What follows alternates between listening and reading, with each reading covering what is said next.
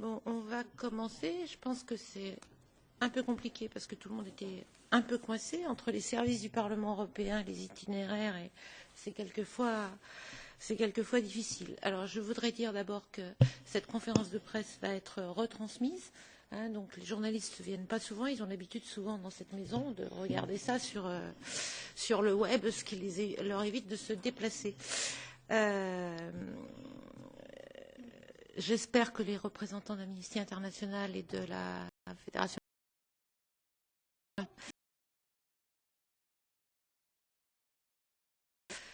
je remercie Béatrice Becerra de sa présence. Donc, Béatrice Becerra est espagnole, membre du groupe ALDE, le groupe libéral du Parlement européen. Moi-même, je suis Marie-Christine Vergiat, membre de la sous-commission droits de l'homme de la commission des affaires étrangères de ce Parlement européen, ce qui est un point commun avec Béatrice. Mais Béatrice est aussi membre de la commission droits des femmes et de la commission développement. Et c'est à ce titre que je suis très heureuse d'organiser cette conférence de presse ici. Je suis très fière et même honorée d'accueillir Zuhura.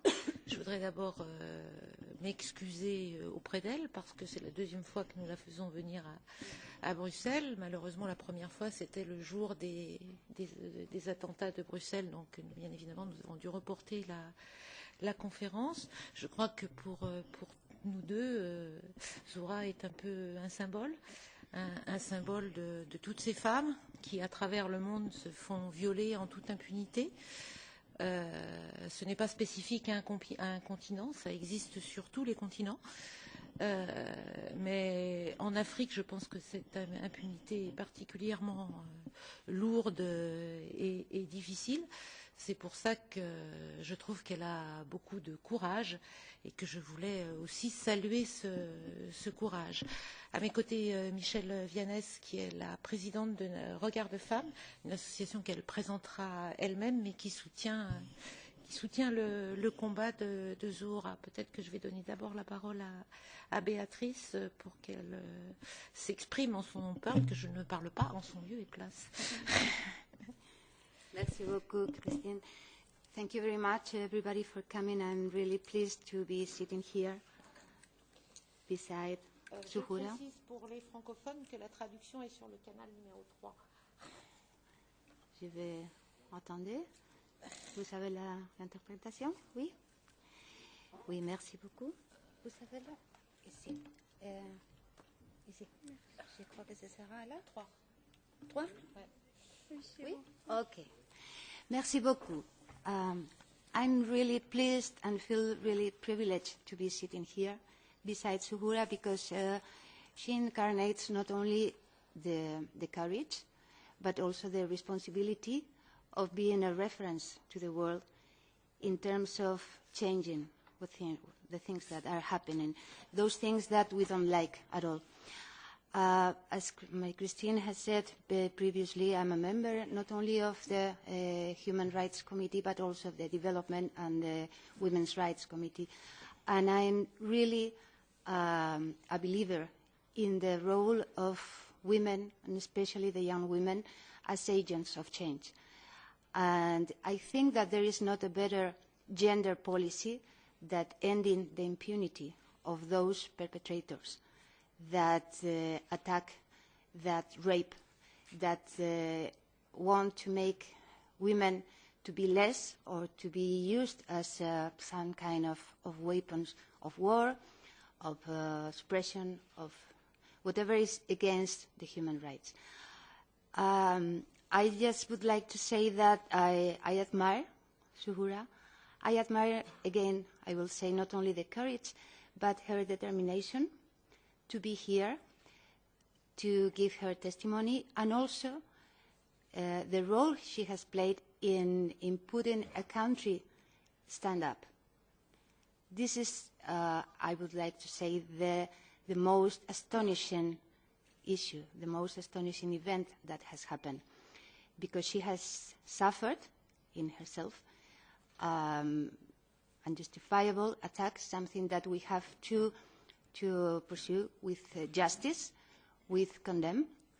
But above all, she will be, I assume, in search of her own stability, her own happiness, because she is as young and brave as, I would like to say, again, determined.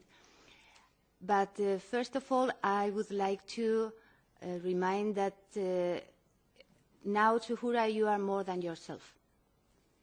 Now you mean something more than yourself, more than a case, more than an horrible event.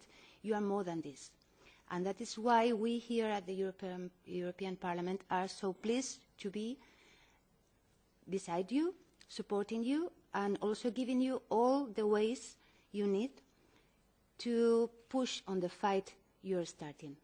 So please use us, ask us for any kind of help and support you need, because we are here for that. We are here to represent not only the European citizens, but also the defense of the human rights around the world. So now the floor is yours. Thank you. À vous, Zoura. Mesdames et Messieurs les députés, Mesdames et Messieurs le représentant des organisations droits humains, Mesdames et Messieurs, bonjour. Je voudrais avant tout remercier votre Assemblée, Madame et Madame Becerra, en particulier de m'avoir offert l'opportunité de m'adresser à vous aujourd'hui. Je m'appelle Zahra Mamadisco, alias Zuhura. Je suis née le 12 décembre 1999 à N'Djamena au Tchad. Aujourd'hui, en tant qu'une jeune fille tchadienne, je suis venue vous raconter, à faire Zoura, mon histoire. Celle d'un viol collectif que j'ai subi il y a quelques semaines. C'était exactement le matin du 8 février. Je me rendais à l'école avec une amie lorsqu'une voiture teintée s'est arrêtée à mon niveau. Après avoir roué des coups insultes des forces dans la voiture, j'étais amenée hors de la ville dans un lieu que je ne connaissais pas. Une fois sur place, mes bourreaux ont poursuivi leur servi, coups, insultes, menaces.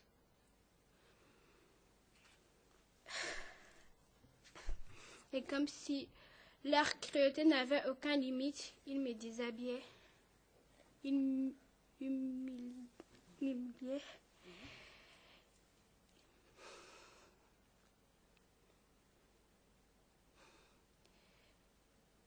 Pardon, excusez-moi. Respire un grand coup. Ils filmaient la scène et surtout en riant.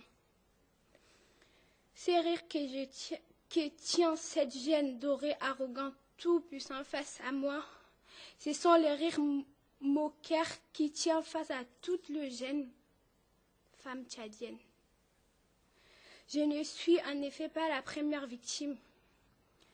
Mon histoire est affreusement banale. Elle se répète chaque jour parce que le silence confère le bourreau dans leur toute puissance.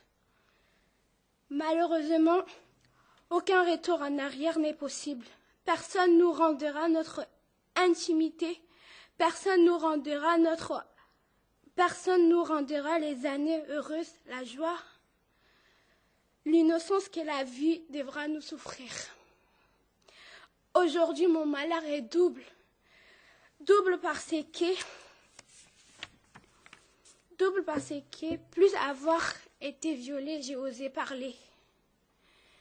Le silence que j'ai brisé fait désormais de moi une disante. Excusez-moi. Si l'on ne peut pas faire des retours en arrière, il est en revanche possible de tout mettre en œuvre pour que cela ne puisse plus se reproduire sans qu'il n'y ait de graves conséquences pour les criminels. Voilà pourquoi j'ai décidé de briser ce silence. De la perte, de la honte, ce silence qui empêche toutes ces victimes de libérer leurs paroles. C'est pour elles que je parle aujourd'hui.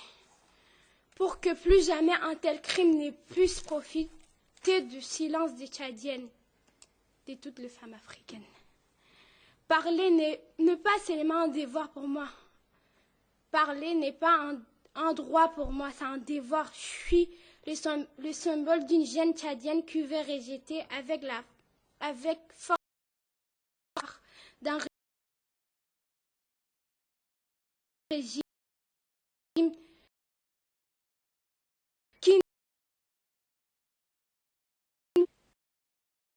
la racisme. Elle est dans l'impunité dont je sens le proche des tenants du régime qui suivant actuellement au Tchad. Je n'étais pas agressée par n'importe quel vaillou. J'étais victime des fils des dirigeants de mon pays, qui, grâce à leur statut, bénéficient du droit d'utiliser toutes les Tchadiennes comme un objet sexuel. Sans jamais ils ne soyons inquiètes. Mesdames et messieurs, en plus de mes bourreaux, c'est donc le régime tchadien que je parle, mettre face à ses responsabilités. Le gouvernement responsable car complice. Complice parce qu'au Tchad, le gouvernement n'attend pas mettre un terme à l'impunité à mes bourreaux. Complice parce qu'au Tchad, faire partie d'un clan au pouvoir signifie avoir le droit de vie ou de la mort sur le reste de la population. Complice parce qu'au Tchad, le gouvernement n'était pas protéger les droits de la femme.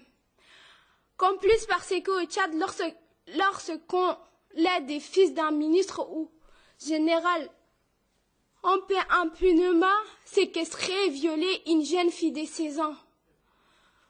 Complice parce que des dirigeants de la société civile qui ont été arrêtés après ces affaires ont été jugés et condamnés,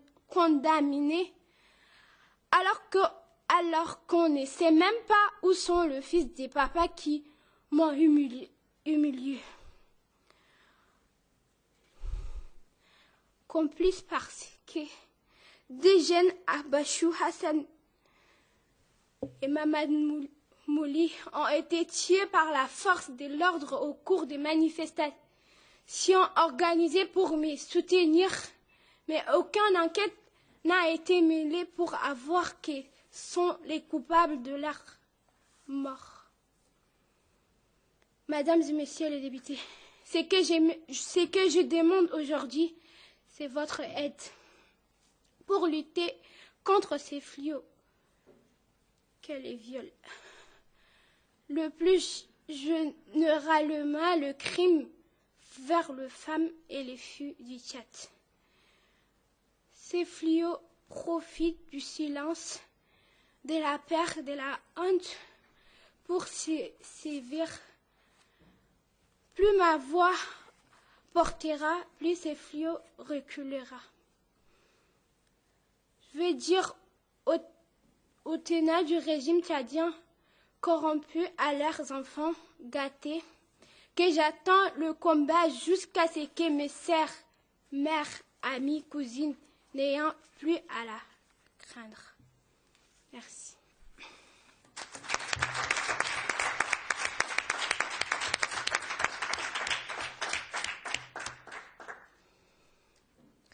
Merci Zoura. Merci pour votre courage. Merci d'avoir dépassé vos angoisses. Je sais combien c'est difficile de devoir raconter, parce que raconter, c'est revivre. Et vous avez énormément de courage. Je crois qu'une des choses qui peut vous porter, c'est effectivement d'être le porte-voix de beaucoup d'autres. Et je crois que toute notre admiration vous est acquise de ce point de vue, toute notre aide. Béatrice vous l'a déjà dit. Je crois que c'est important effectivement d'avoir le courage de briser le silence. Et si je peux me permettre d'ajouter en tant que femme européenne, il n'y a pas si longtemps encore que même en Europe, on ne pouvait pas briser le silence et quelque temps à autre, nous avons encore quelques réminiscences dans certains discours. Donc je pense que la solidarité en la matière est quelque chose de particulièrement important. Je n'ai pas salué mon amie djiboutienne qui est présente ici et j'ai été solidaire aussi de la grève de la faim des femmes djiboutiennes qui a eu lieu ces derniers jours à Paris, victimes de viols de l'armée, elles en toute impunité également. Donc je vais donner la parole à Michèle Vianès pour qu'elle donne son témoignage en tant qu'association de femmes, présidente d'une association de femmes qui accompagne ces combats. À vous, Michèle. Oui, merci.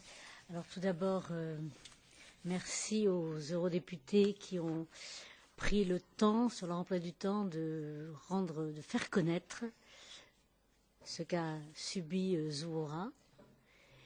Et je vais m'excuser en tant que femme, en tant que responsable d'ONG de droits des femmes, en tant que responsable aussi du réseau francophone pour l'égalité femmes-hommes, de ce qu'a subi Zuhura.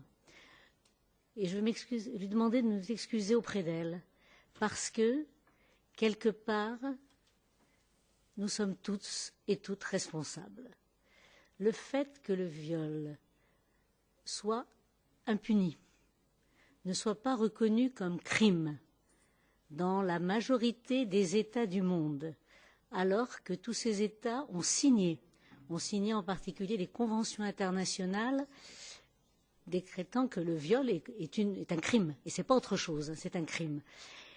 Et là, nous sommes présentes à l'ONU, nous sommes présentes à l'Union africaine, puisqu'on parle de l'Union africaine, nous sommes présentes en Amérique du Sud, dans toutes ces commissions, à Genève, à l'ONU. On le dit, et puis, c'est des femmes qui ont parlé, il y a des hommes aussi avec nous, heureusement, mais ça ne va pas plus loin.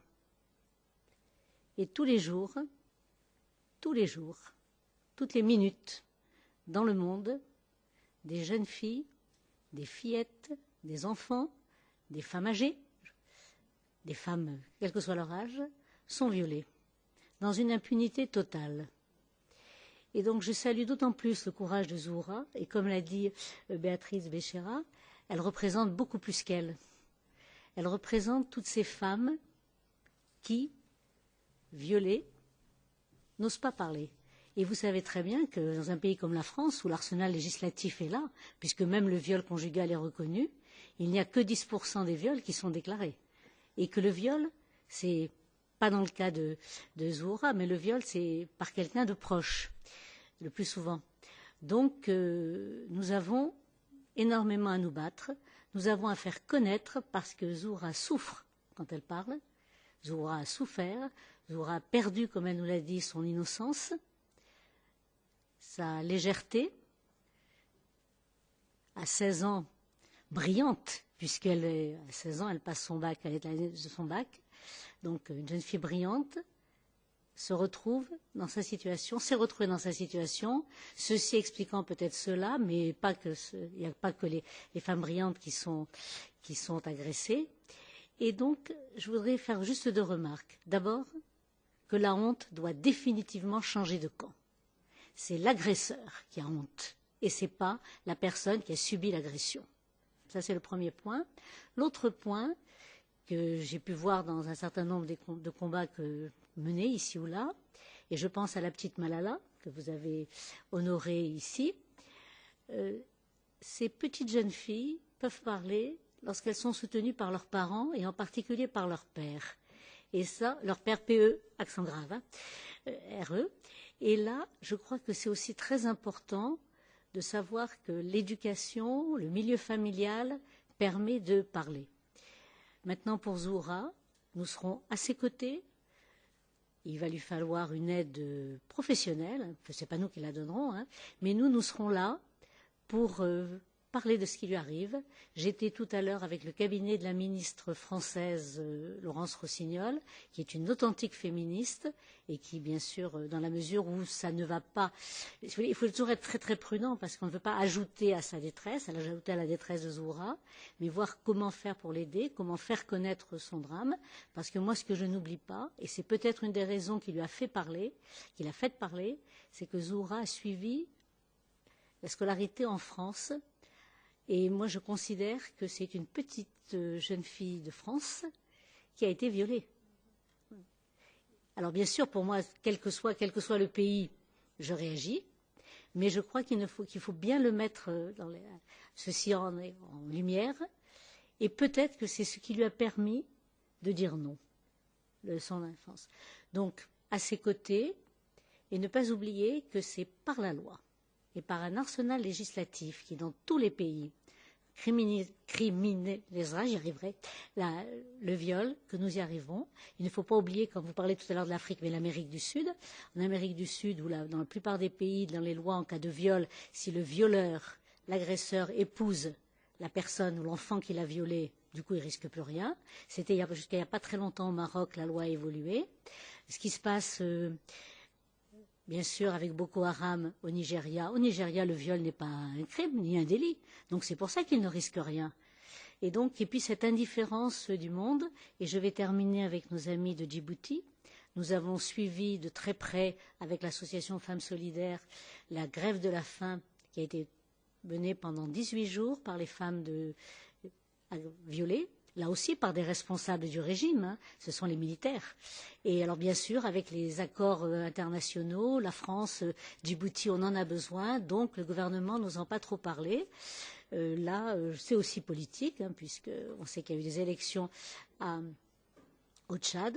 Mais pour nous, ce qui est important, c'est qu'à chaque minute, à chaque instant, dans chaque pays du monde, toutes les femmes, toutes les filles, peuvent avoir accès aux droits universels et que ces droits universels, en tant qu'êtres humains, leur soient reconnus. Et si qui que ce soit ose les considérer comme un objet sexuel, un jouet à leur disposition, eh bien, qu'il y ait une peine et que la justice soit faite et que la justice soit rendue. Parce que ce n'est pas la victime qui est responsable, mais c'est l'agresseur. Voilà ce que je voulais dire et assurer Zoura de toute la combativité de Regard de Femmes et de tous les réseaux avec lesquels nous travaillons à ses côtés pour que, comme elle le souhaite, il y ait beaucoup moins de femmes et de petites filles et de femmes âgées qui soient victimes de viols d'une bande d'imbéciles, parce qu'il n'y a pas d'autre mot. Voilà.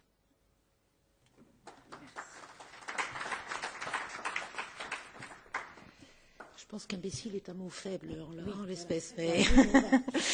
c'est ça, c'est la bêtise en fait. Oui, mais enfin, c'est des criminels surtout. Oui, c'est criminel sûrement. Le viol est un crime et doit être reconnu et mis en œuvre au niveau international de la... C'est bien un débat qui blesse parce que même quand il est reconnu comme crime, on a du mal à le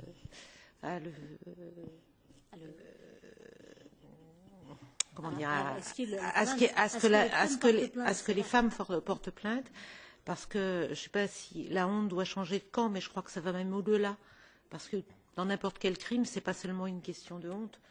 Et là, il faudrait vraiment que les violeurs soient considérés comme des criminels, parce que c'est tout simplement insupportable. Delphine Lecoutre nous a rejoints après quelques démêlés de repérage. Venez nous rejoindre. Donc Delphine Lecoutre représente Amnesty International. Elle est responsable Tchad à Amnesty International et elle aussi. Enfin, Amnesty International a également apporté son soutien à Zoura et donc je suis très très heureuse de pouvoir lui donner la parole. D'accord. Je remercie, mesdames les eurodéputés, de nous donner l'opportunité de nous exprimer. En fait, pour Amnesty International, on a été alerté sur le cas de Zoura par les activistes et défenseurs des droits humains tchadiens. Et tout de suite, évidemment, on a essayé de recueillir les témoignages.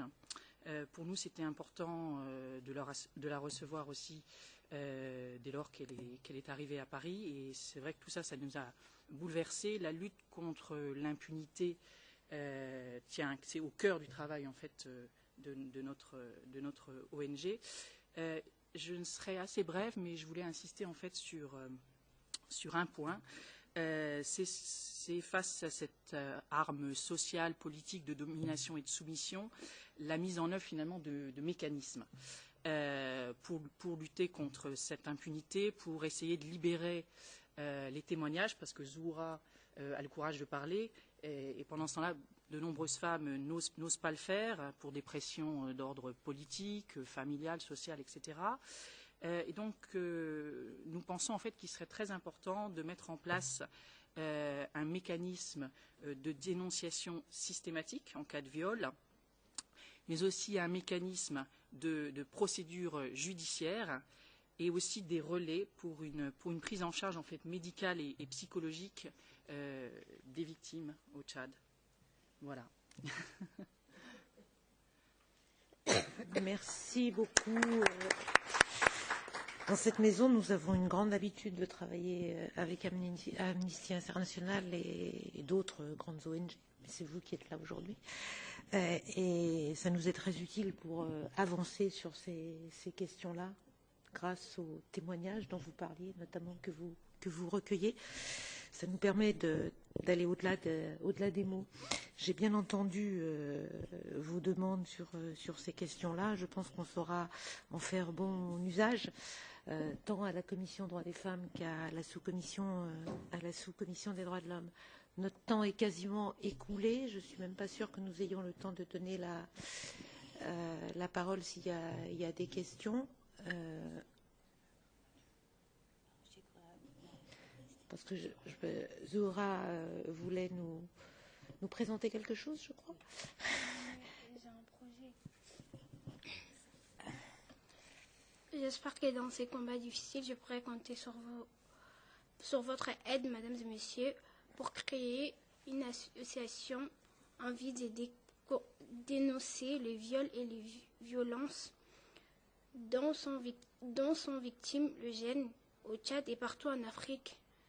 Pour ce faire, j'aimerais que l'Union européenne m'accompagne pour la réalisation de ces projets dont j'aimerais également faire un outil de combat contre le mariage précoce forcé et pour l'éducation des filles qui sont moins de 5% des effectifs d'enseignement supérieur dans mon pays. Je demande à tous les victimes comme moi de sortir de l'ombre pour constituer ensemble une front de lutter pour la dignité et contre l'impunité. Je vous remercie de m'avoir écouté, d'avoir écouté mon histoire. Merci. Si vous me permettez en conclusion, avant la conclusion, je voudrais remettre, ça va tout à fait avec ce que vient de nous dire Zoura, les actes d'un colloque sur Oser la liberté, sur la scolarisation des filles, et où nous à Zoura, mais je vous en donnerai aussi à vous. Et donc là, ça me paraît aller tout à fait dans l'idée de l'association qu'elle veut monter, avec laquelle le réseau francophone pour l'égalité femmes-hommes, avec un certain nombre de magistrats de la Cour pénale internationale, sera tout à fait d'accord pour l'aider à monter cette association. Merci Madame Béatrice. Tu veux... I just would like to say that Zuhura counts on our support, as I previously said, and I would like also to remind one more thing, that the gender policies are the best tool to prevent radicalization. I would like to say and remind that in many countries in Africa, and especially also in Chad, Boko Haram is hurting very much the country. So given the education and the resources for the girls to know, to have a better engagement with all the resources that are available for them to fight radicalization as agents of change will change the country itself. So I support this association, this effort to fight against any kind of violence against girls and women. And of course, I would like to remind again that we, the political institutions, have a responsibility.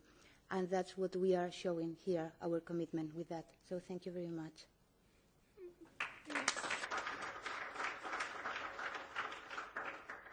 Merci, Béatrice. Je crois que les axes que Zora se fixe dans l'objet de son association sont des axes sur lesquels nous travaillons en permanence dans cette maison, notamment les femmes, parce que nous sommes 35-36% de femmes à l'intérieur du Parlement européen. Et j'ai très mauvais esprit, souvent je dis en plus quand on regarde ceux qui travaillent vraiment, nous sommes majoritaires à l'intérieur de la maison, mais c'est parce que j'ai mauvais esprit. Donc plus sérieusement, nous continuerons d'être à vos côtés. Je pense qu'il faut travailler aussi en solidarité avec d'autres, parce que je pense que tous ces combats-là, c'est nécessaire de les conduire de façon solidaire. Je vous souhaite bon courage. Je vous remercie d'avoir affronté vos peurs pour pouvoir vous exprimer ici. J'espère que cette conférence de presse symbolique dans cette maison pourra vous aider à poursuivre votre combat. Et en tout cas, vous pouvez compter sur nous pour continuer d'être à vos côtés. Merci, Zora.